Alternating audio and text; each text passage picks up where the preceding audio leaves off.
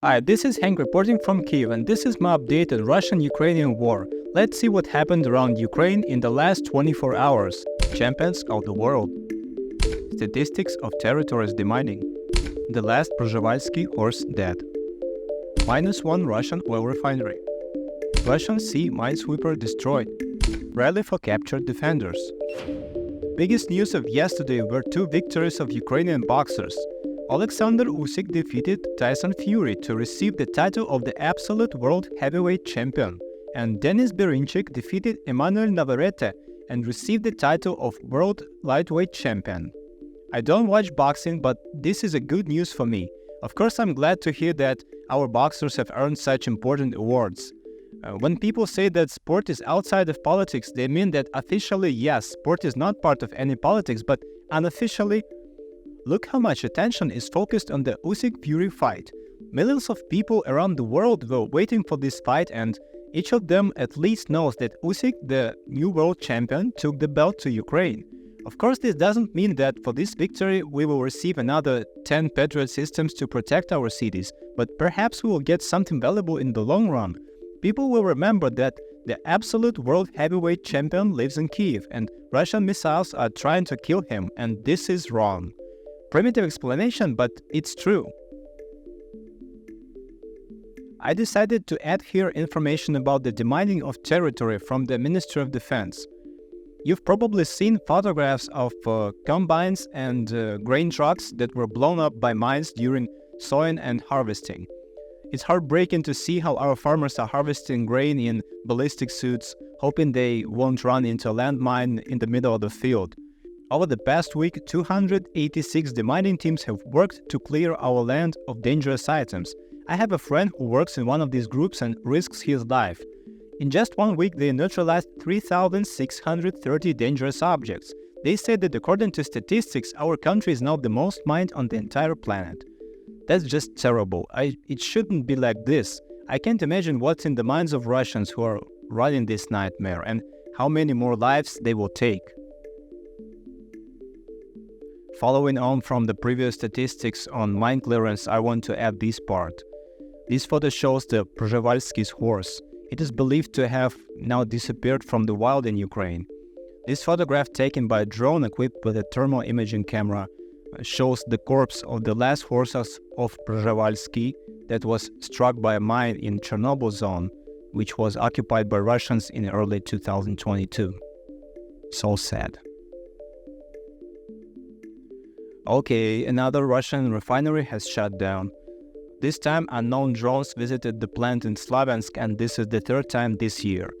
The enterprise distilled crude oil both for export and for the Russian army and the local market. -1 plant equals -1 ability of Russians to finance this war.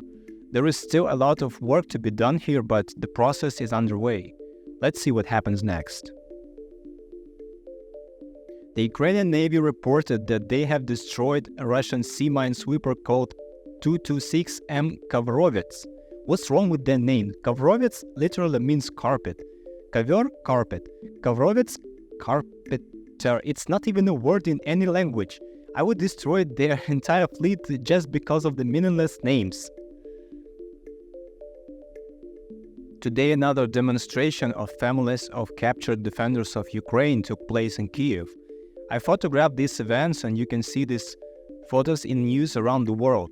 For example, a week ago, my image was in a CNN article about prisoners of war who remain in Russian prisons. I will leave a link to this article under the video. Read to understand the context. These actions began a year ago as an attempt to draw attention to the problem of prisoners of war who were supposed to be released by agreement between 4 parties known to me: Ukraine, Russia, the International Red Cross, and the United Nations.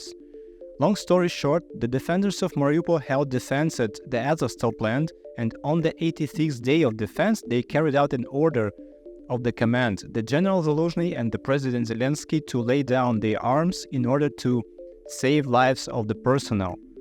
They were promised release through a prisoner exchange program after a maximum of 4 months. At the moment, 2 years have already passed, and Russia is not giving up the defenders of Mariupol. and it's not taking its soldiers back who are slowly getting set in our prisons. About 1,000 people gathered today. These are not only the families of those who are in captivity, but also friends and simply patrons who care. This action is a reminder to both our government and the international community that our defenders are slowly dying in captivity. I know about a dozen of people who came out of Russian prisons through a prisoner exchange program, and what they say is horror. Prisoners go through inhuman abuse in Russian prisons just because they defended their country. I'm showing my photos that I shot today, and this photo, Alena, a person I know, she creates a unique makeup every time. This is a creative way to grab people's attention. Unfortunately, now we need to try to draw attention to such an important problem. Here you can see cardboards with the slogan "Free Azov." Most of the participants on the action hold these signs in different languages. And this is a young Ukrainian woman wearing a traditional Przhewalski shirt with the poster dedicated to captured heroes. This is a good example of civilized protest. No one breaks glass or burns trash cans here. People are united by common pain, but at the same time, these actions are a good opportunity to get support. Now we have a whole country as a huge support group. That's it for today. This was my short update on Russian-Ukrainian war for the day number 816. Thank you everyone who keeps supporting us and talking about Ukraine in your circle. One day we will win and invite you to our beautiful country. Take care.